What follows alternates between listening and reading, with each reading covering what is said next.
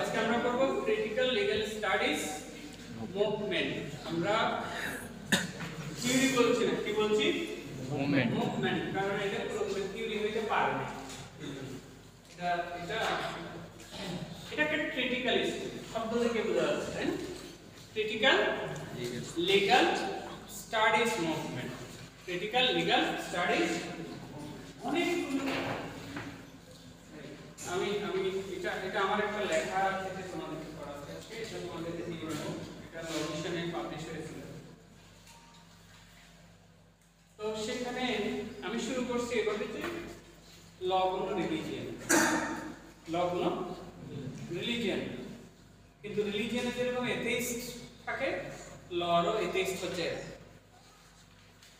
হ্যাঁ, ল হচ্ছে যে লর উপর যাতে অবিশ্বাস, সিরিয়াস অবিশ্বাস, এরকম কতগুলো লয়ের প্রফেসর এবং ওরা 1970-এর দশকে আমেরিকাতে প্রথম একটা কনফারেন্সের মাধ্যমে, যে কনফারেন্সটা অনুষ্ঠিত হয়েছিল 1977 সালে। কত সালে? 1977 সালে আমেরিকাতে প্রথম একটা কনফারেন্স হয়। এরপরে অনুরূপ কনফারেন্স ইউকেতে এবং ফ্রান্সে হয়েছিল। এর মাধ্যমে সারা পৃথিবীর বেশ কিছু লয়ের প্রফেসর এবং জুরিস্ট ওরা প্রথমবারের মতো বলছে যে লয়ের যে মানে ল নিজেই এবং ল যে সমাজের জন্য একটা ভালো জিনিস, এই বিষয়টাকে ওরা চ্যালেঞ্জ করেছে।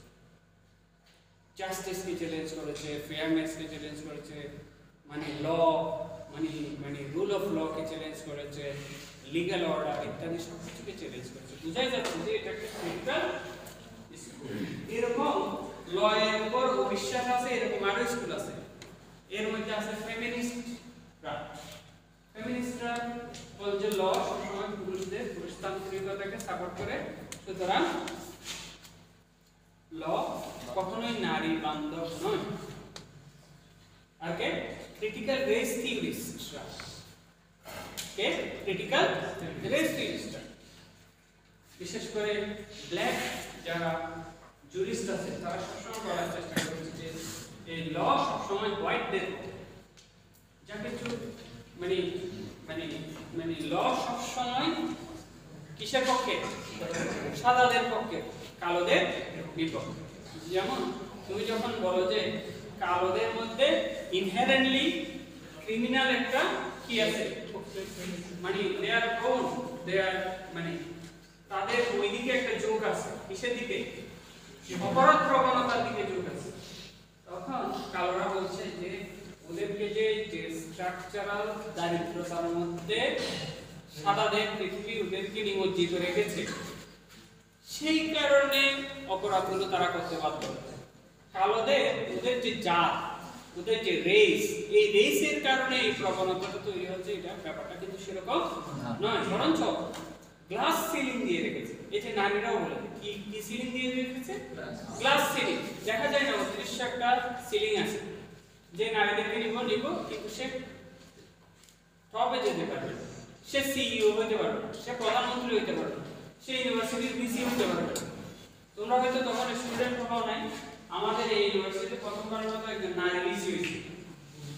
এই নারী ভিসির পিছনে পুরুষরা এমন ভাবে লাগছে যে ও তো চালাইতে পারবে, কিন্তু উনি চালিয়ে গেছে। উনি 4 বছর কমপ্লিট করছে, আর একজনের সাথে 5 মাসের মধ্যে চলে যেতে হয়েছে, তাই না? উনি কিন্তু কয় বছর করছে? 4 বছর। ওনার ব্যাপারে যত আন্দোলন হয়েছে, অন্য কোনো বিসির ব্যাপারে তত আন্দোলন হয়নি। তো উনি কি এখন জেলে আছে? উনি তো জেলে নাই, তাহলে এত আন্দোলন কেন? তো নারীবাদীরা বলতেছে একটা কারণ হচ্ছে, আমি এটা উনি অপরাধ করেছে করে না এগুলোর ব্যাপারে কোনো কমেন্ট করবো না, শুধু এতটুকুই বলবো অন্তত নারীবাদীদের চোখে এটার একটা কারণ হচ্ছে পুরুষতান্ত্রিক সমাজ এই নারীকে সিইও অফ দ্য ইউনিভার্সিটি হিসেবে মেনে না নেওয়ার কারণে। বুঝতে পেরেছো? এটা একটা কারণ। তাহলে নারীবাদ লকে ফেয়ার দেখে না, ক্রিটিক্যাল রেস থিওরি ফেয়ার দেখে না। এরকম আরো কিছু কিছু বিভিন্ন পোস্ট মডার্নিস্ট স্কুল আছে যারা বলে যে ছকে বাঁধা রেশনাল পৃথিবী না। তোমরা যত এটাকে রেশনালাইজ করার চেষ্টা করো, এটা হচ্ছে যে একটা অবৈধ সিস্টেমকে বৈধতা দেওয়ার জন্য তোমাদের যুক্তির মারপ্যাচ এগুলো। বুঝতে পারলে? এরকম অনেকগুলো স্কুল আছে। তবে মানে যে স্কুলটা মোস্ট ফরমিডেবল অবস্থায় উঠে এসেছিল অন্তত 70-এর দশকে 80-এর দশকে ওইরকম সময়, সেটা হচ্ছে critical legal studies movement.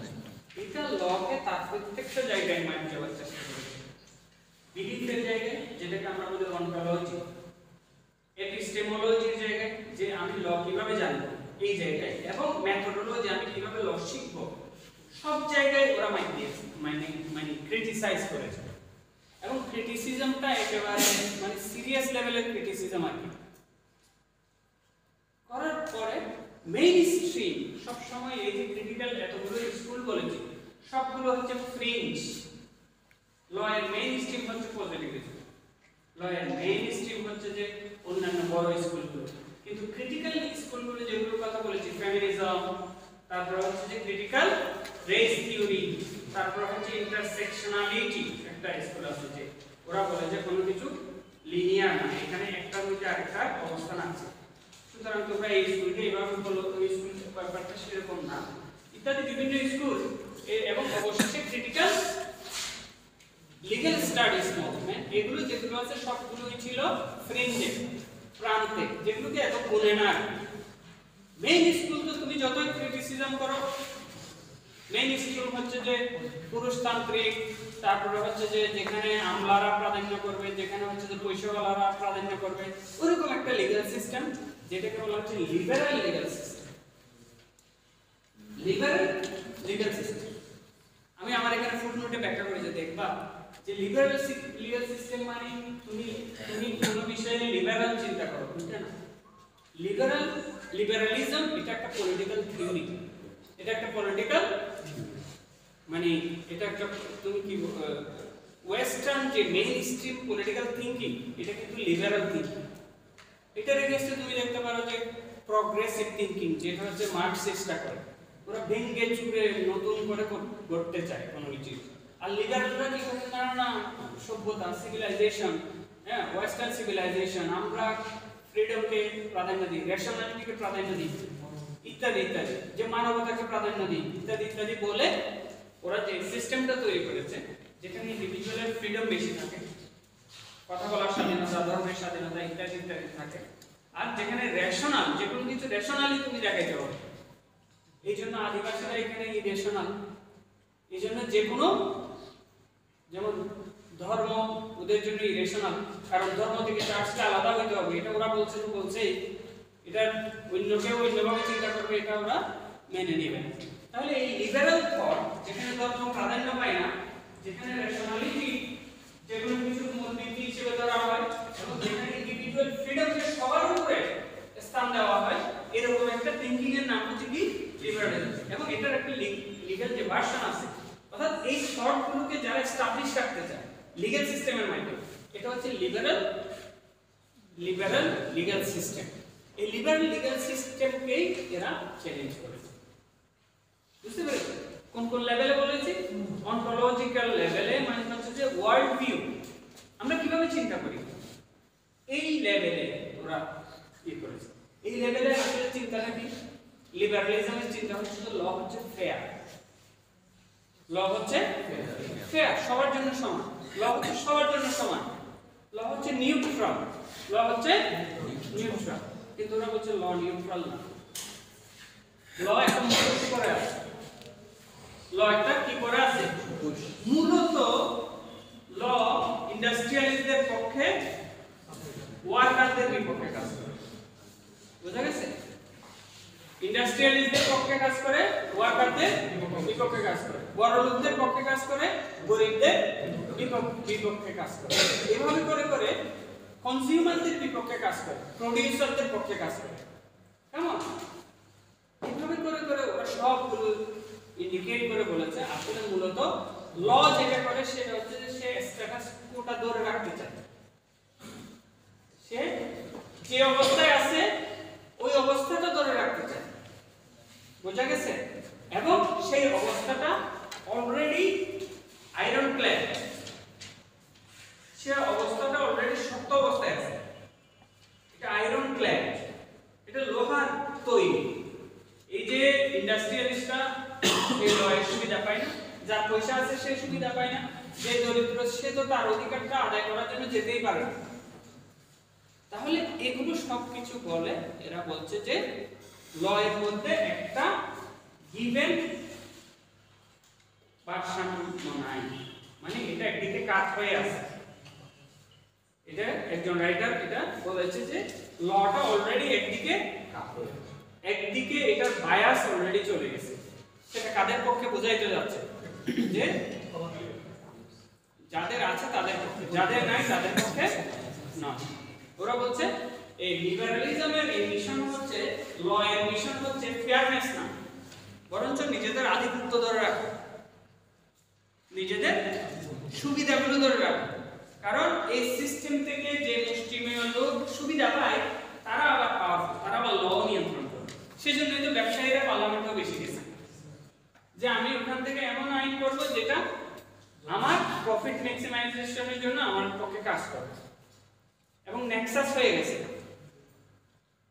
Nexus হয়ে গেছে। আমেরিকায় বলে এটা মিলিটারি ইন্ডাস্ট্রিয়াল কমপ্লেক্স, মানে গভর্নমেন্ট একদিকে থাকবে, মিলিটারি একদিকে থাকবে, ইন্ডাস্ট্রি একদিকে থাকবে, এবং এটা আয়রন ক্ল্যাড। এই তিনটাকে কেউ ভাঙতে পারবে না। আমাদের দেশও ওরকম গড়ে উঠেছিল ইদানিং, যেটা দেখা গেছে ব্যবসায়ীটাই সরকারের ডিজিএফআই এর মাধ্যমে কাজ করতে পারছে।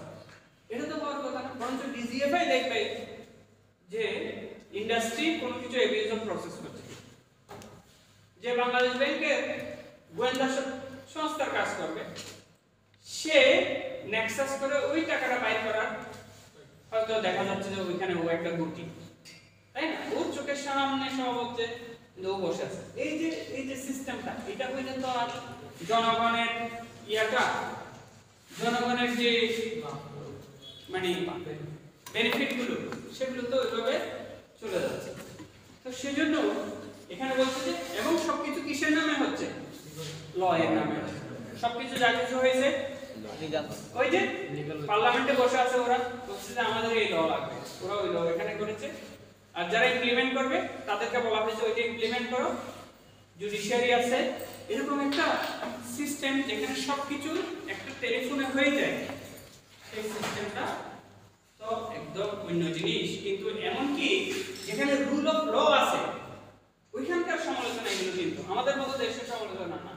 ওটা হচ্ছে যে আমেরিকা, ইউএস, ইউকে সভ্য সকল সভ্য দেশগুলোতেও লিবারালিজম যেটা এস্টাবলিশ করতে চায় সেটার এগেইনস্টে ওরা বলছে যে এমন কি সেখানেও সমস্যা আছে, এমন কি সেখানেও এটা সুবিধা দেয় কতগুলো লোককে এবং অসুবিধায় রাখে কতগুলো লোককে। এই জিনিসটা ওরা ভাঙার চেষ্টা করছে, বুঝে গেছে? মোটা লাগে এগুলো এবং ওরা ওই ধরে ধরে প্রত্যেকটা বিষয় অবজেক্টিভিটি, ফর্মালিজম, নিউট্রালিটি, ফেয়ারনেস, কেমন ডিটারমিনেসি যে ল ডিটারমাইন্ড এটাকে কোনো কিছু ইকুয়ালিটি, এই সব কিছুকে ওরা একটা একটা করে, ওরা যখন এটা প্রথম শুরু করেছে তখন মেইন স্ট্রিম যেগুলো লিগ্যাল থিওরি ওরা ওদেরকে পাত্তা দেয়, ওদেরকে বলা হতো ব্যাড বয় অফ জুরিসপ্রুডেন্স, যে ওরা তো লকে মানছে না, ওরা তো লকে মানছে না, ওরা তো জাস্টিসে বিশ্বাস করে না, ওরা ফেয়ারনেসে বিশ্বাস করে না ইত্যাদি বলে প্রথম দিকে একেবারে পাত্তাই দেয়। কিন্তু পরবর্তীতে অনেক বেশি ওরা যখন যুক্তি দিয়ে জিনিসগুলো বোঝালো তখন তারা স্বীকার করলো যে না, এদের মেরিট আছে, যে এদেরকে মেরিটের উপর ভিত্তি করে ওদেরকে জবাব দিতে হবে এবং অনেক রেসপেক্টের সাথে ওদেরকে জবাব দিয়েছে। কিন্তু জবাবটা অনেক বেশি মানে জবাবের মধ্যে ইয়ে রাখে না, মানে রেসপেক্টটা ওরা পেয়েছে কিন্তু ওদেরকে ট্রেশিং করেছে, বুঝছো তো? ওদেরকে ক্রিটিক্যাল লিগ্যাল স্টাডিজকে মেইনস্ট্রিম এমন কি এতটুকু পর্যন্ত তারা করেছে যে ক্রিটিক্যাল লিগ্যাল স্টাডিজে ওই যে কনফারেন্সে যারা যুক্ত ছিল, ওই যে মানে এই স্কুলের যারা ধারক বাহক, ওদেরকে অনেক ল স্কুল থেকে বের করে দিয়েছে। এর মধ্যে একজনকে হার্ভার্ড ল স্কুল থেকে বের করে দিয়েছিল, যার নাম ছিল তোমার ডেভিড ট্রুবেক। ওকে, হার্ভার্ড ল স্কুলের টিচার হিসেবে নিয়োগ দিয়েছে, সে ক্রিটিক্যাল লিগ্যাল স্টাডিজে ইনভলভ ছিল, তাকে আর চাকরি পার্মানেন্ট করে বের করে দিয়েছে। ঠিক আছে, এই হচ্ছে তার মানে ওরা এতটাই এই লিবারালিজম এই স্কুলটাকে এতটাই সিরিয়াসলি। আচ্ছা, মুদ্রা কথা হচ্ছে তাহলে তোমরা বুঝে গেছো যে এটা মূলত ল এর মুখোশটাকে উন্মোচন করে। ল উপরে যে রুল অফ ল উপরে যে জাস্টিস, ল উপরে যে ফেয়ারনেস, এটার মুখোশের ভিতরে যে ইন্ডাস্ট্রিয়ালিজমের সুবিধা দেওয়ার ব্যাপার লর মাধ্যমে করা হচ্ছে ইত্যাদি ইত্যাদি সব কিছুকে ওরা উন্মোচন করে। এখন কথা হচ্ছে যে ওরা এই ফার্স্ট কাজটাতে সফল, ওরা এই অন্যান্য স্কুলগুলো এবং রুল অফ ল এর যেগুলো সমস্যা আছে এগুলো মানে মুখোশ উন্মোচন করতে সফল, কিন্তু ওরা একটা অল্টারনেটিভ থিওরি দিতে ব্যর্থ, যার কারণে এটা একটা মুভমেন্ট রয়ে গেছে এবং একটা থিওরিতে পরিণত হতে পারে না। বুঝা গেছে? এখন স্পেসিফিক কয়েকটা সমালোচনা আমার লেখায় আমি এখানে লিখেছি, সেটা হচ্ছে এক নাম্বার তো বললাম এটা কোনো অল্টারনেটিভ দিতে পারে না, এটা হচ্ছে এক নাম্বার সমালোচনা, এটা কোনো অল্টারনেটিভ দিতে পারে না, অল্টারনেটিভ প্রপোজাল ওরা এস্টাবলিশ করতে পারে না। দুই নাম্বার, ওরা যে লিবারালিজমকে একেবারে পুরোপুরি মানে বাতিল করে দিয়েছে, এটা সমস্যা, কারণ লিবারালিজম পৃথিবীতে কতগুলো ভালো পরিবর্তনও এনেছে, যেমন হিউম্যান রাইটস, এই যে এত আন্দোলন হলো পয়েন্ট ছিল কি হিউম্যান রাইটস 71 সালে আমাদের একটা রেফারেন্স পয়েন্ট ছিল কি হিউম্যান রাইটস তাহলে এই হিউম্যান রাইটস তৈরি হয়েছে কোথা থেকে এটা তো লিবারাল থট থেকে তৈরি হয়েছে ইন্ডিভিজুয়াল রাইটের এই যে লিবারাল থট আছে এটা থেকে তৈরি হয়েছে না তাহলে তুমি যা কিছু লিবারাল সব কিছুকে যে বাতিল করে দিচ্ছ এটা একটা বড় ধরনের সমস্যা 3 নাম্বার সমস্যা হচ্ছে বিশেষ করে বামপন্থী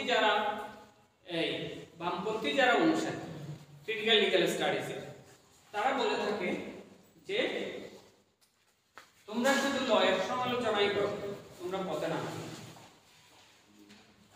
তোমরা সমাজটাকে পরিবর্তন করার জন্য আর যা যা কিছু করা দরকার তা কিছু করো না তাহলে শুধুমাত্র সমালোচনা করলে লাভ হবে না এটা হলো এবং চতুর্থটা হচ্ছে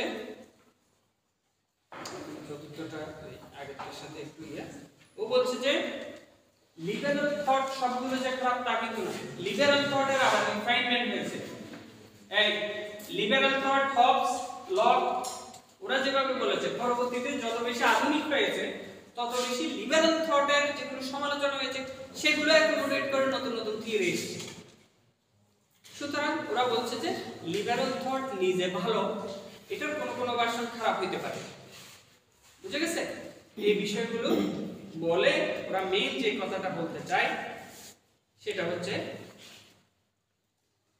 লিগ্যাল ওয়ার্ল্ড বুঝতে হলে আমাদেরকে সোশ্যাল ওয়ার্ল্ড বুঝতে হবে লিগ্যাল ওয়ার্ল্ড বুঝতে হলে এটা ক্রিটিক্যাল লিগ্যাল স্টাডিজ এর কথা এটা একটু পরের আগে কথা পরে বলছি ক্রিটিক্যাল লিগ্যাল স্টাডিজ বলছে যে সমাজের সমস্যাগুলো যদি আমরা না বুঝি এখানে কে কি জন্য কি কাজটা করতেছে কার কলকাঠিতে কোনো একটা লতে পরিণত হইতেছে এটা যদি আমরা না বুঝি এবং ল হয়েছে বলে এটা নিয়ে পালাপালি করি মানে লাফালাফি করি তাহলে সেটা কিন্তু আসলে দিন শেষে কি হবে মানে দিন শেষে এটা হচ্ছে যে দুর্বলের বিপক্ষে সবলের হাতিয়ার দুর্বলের বিপক্ষে সবলের হাতিয়ার এবং এখানে যে কথাটা বলছে সেটা হচ্ছে স্ট্যাটাস কো ধরে রাখার জন্য অর্থাৎ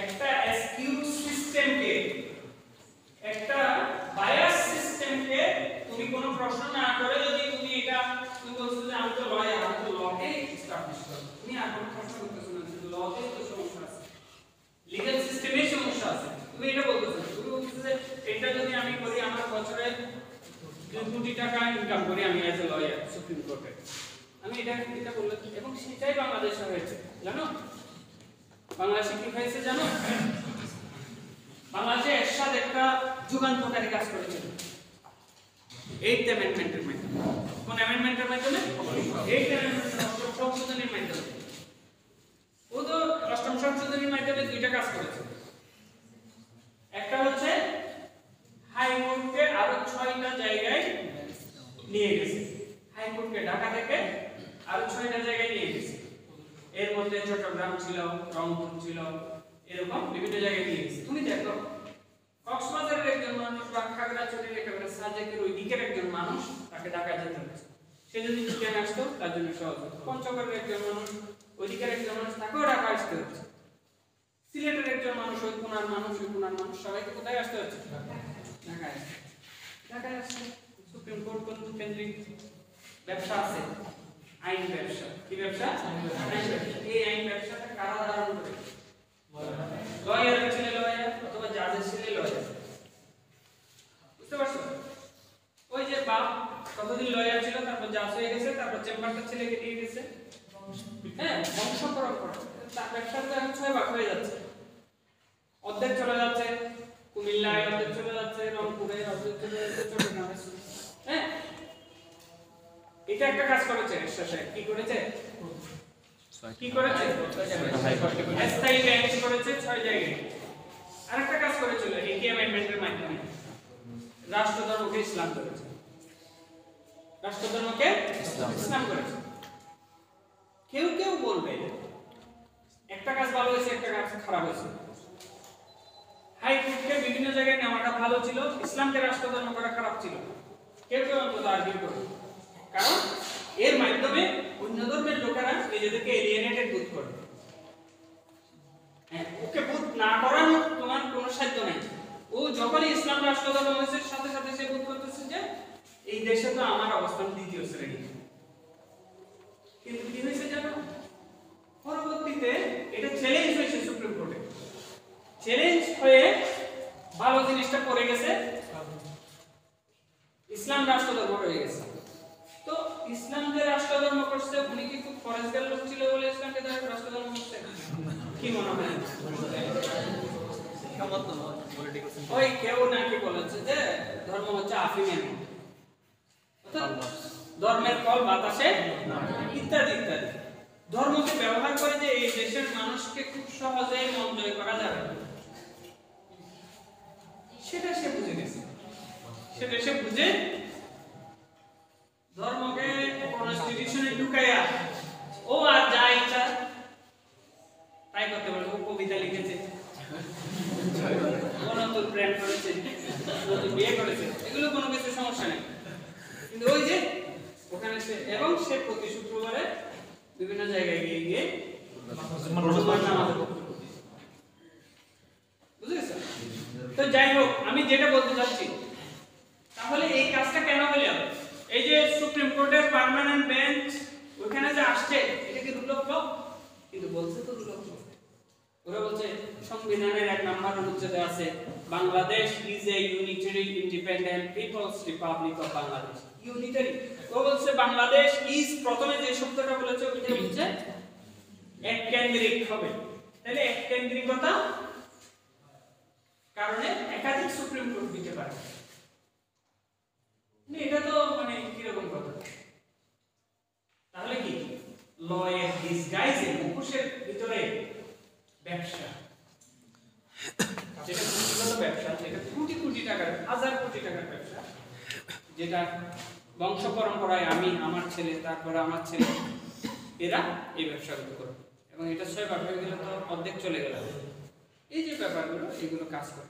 এখন কথাগুলো সঠিক, কিন্তু ল এর কিছু ভালো দিকও থাকতে পারে, এটা কিন্তু ওরা আর বলে না।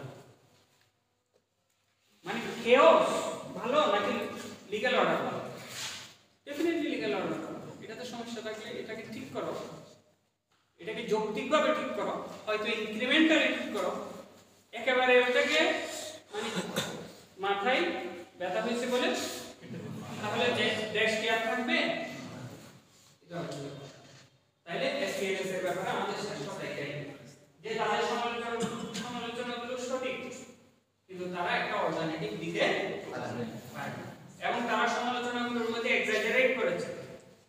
অনেক সময় যতটুকু সমালোচনা দরকার তার চেয়ে বেশি করে ফেলেছে এবং এর ফলে মানুষের রুল অফ ল ইত্যাদি জিনিসগুলো থেকে মন উঠে গেলে বা এটা যদি হয় যে এনার্জি তৈরি করবে সেটার ব্যাপারেও তারা বিবেচনা করে।